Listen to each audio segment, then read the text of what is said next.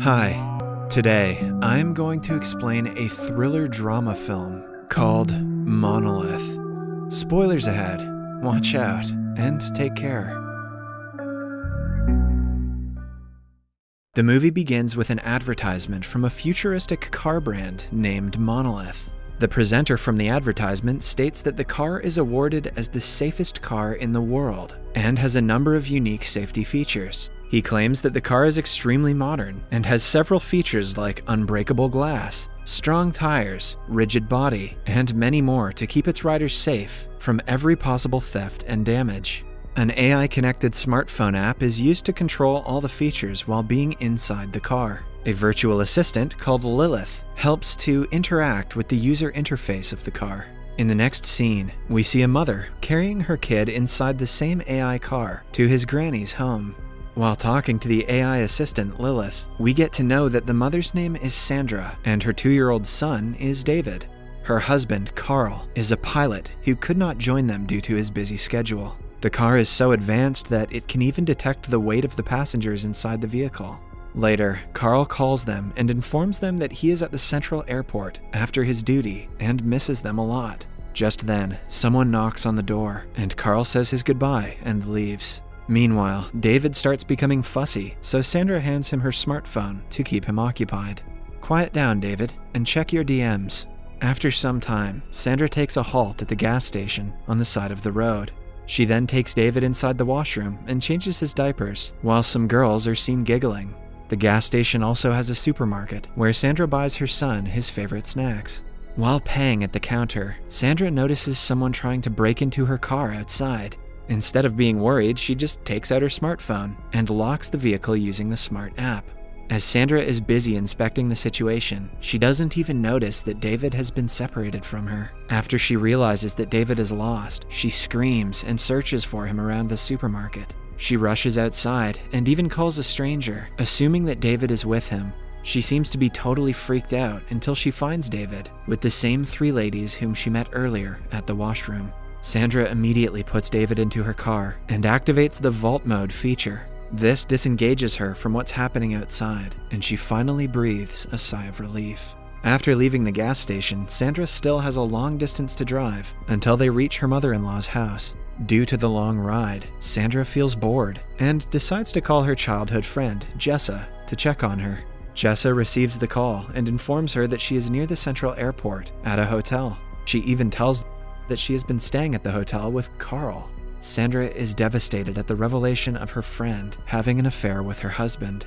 She becomes so frustrated that she does not even bother to enter her mother-in-law's house after reaching the entrance. She continues calling Carl, but he doesn't pick up and pretends to be busy. Fed up with the lies, Sandra decides to take matters into her own hands and hence sets her journey to find Carl at the Central Airport in Los Angeles. On her way, a board shows that the distance to Los Angeles is about 320 miles. After a while, Lilith, the smart AI, mentions that a serious accident has taken place on the main highway, which will slow them down. She then suggests Sandra take the bypass road, which will save them a lot of time. However, the AI also mentions that the route is deserted and barely has any passengers. Sandra, who is adamant on confronting her husband, does not think twice and takes the alternative route.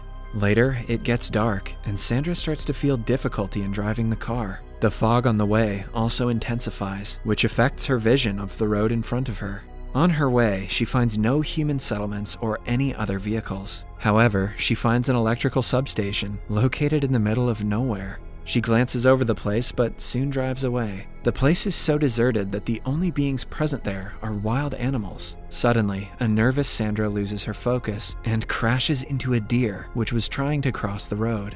Because of the collision, David starts crying, and like always, Sandra hands over her smartphone to calm him down. Here, David, catch up on your dank memes. She then immediately gets out to check on the animal, but it appears to be almost dead. The deer is stuck below the front part of the car, and because of it, Sandra is unable to move her car ahead.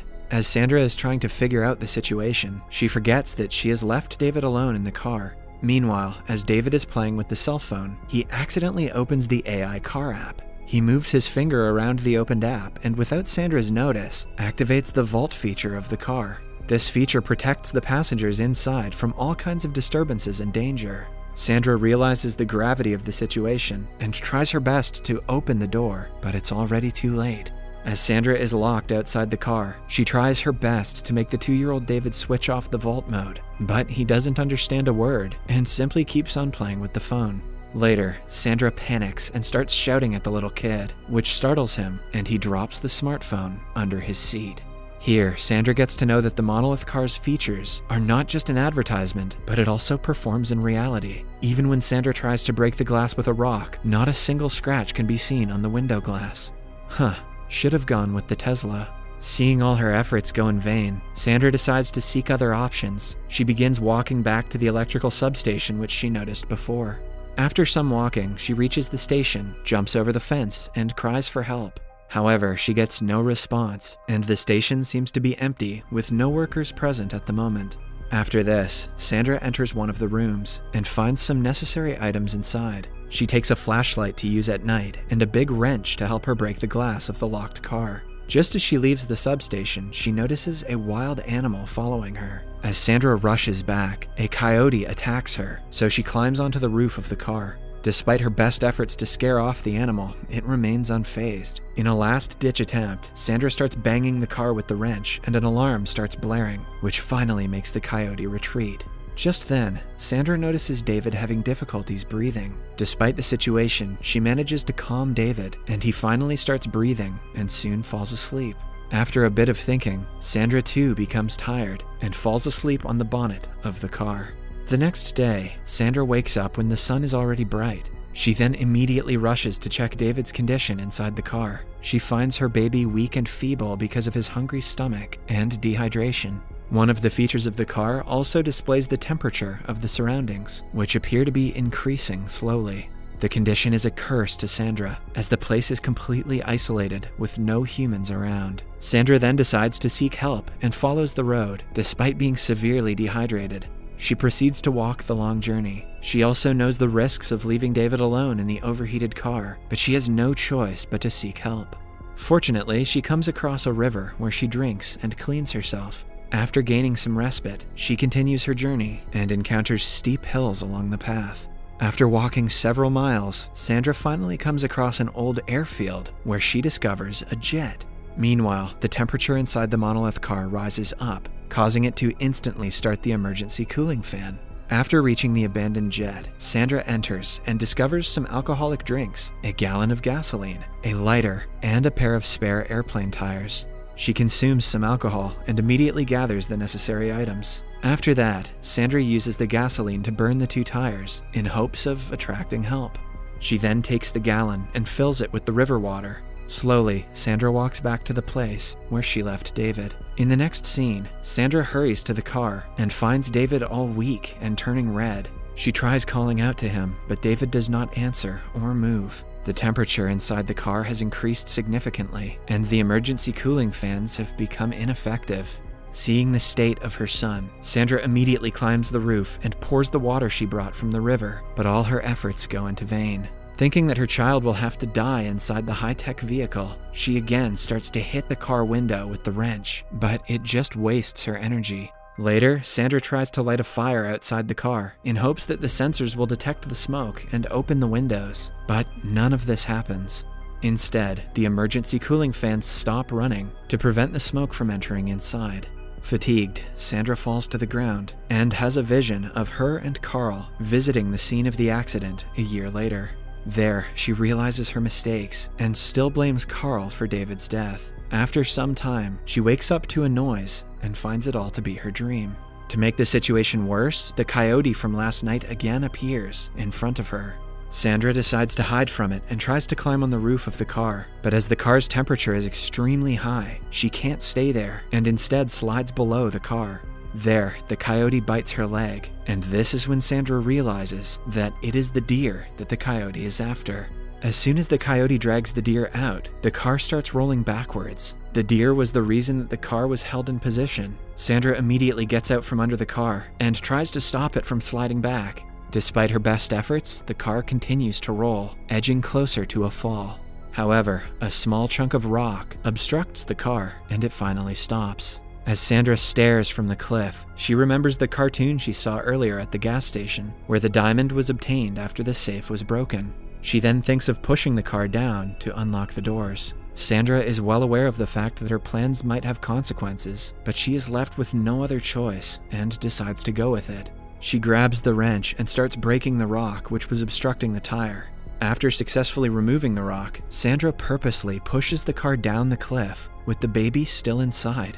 As the car is thrown into the air, its built-in AI starts to function and immediately realizes that the car is falling from a height. The features of the car get to work and shift its balance, studying the gravitational pressure to fall upright without causing any harm to David. Since the car was designed to deactivate the vault mode at the time of an accident to let the rescuers come in, the doors finally open. As soon as the car strikes the ground, Sandra climbs down the cliff and approaches it. Despite the devastating fall, the car appears as if someone just placed it there. Finding the locked door open, Sandra hurriedly takes David out of the car and opens his clothes to help him cool down. Seeing David's weak health condition, Sandra resolves to get out of the place as soon as possible. Before Sandra gets in the car to drive, the whole system gets restarted. With the help of Lilith, Sandra sets the car into extreme off-road mode and starts climbing the cliff in front of her. The car appears to be made for very extreme conditions and easily gets past the steep cliff. Miraculously, Sandra reaches the off-road she chose and heads for the hospital. In the final scene of the movie, we see Sandra and David arriving at the hospital. David is kept on the hospital bed beside Sandra and is connected with multiple tubes. Sandra seems worried about David until he opens his eyes and calls her mommy for the first time. The movie ends as Sandra is delighted by her son calling her out. Little did Sandra know, David was speaking to the car. Subscribe for more videos like this, turn on notifications, and leave a like to help the channel out. Thank you for watching.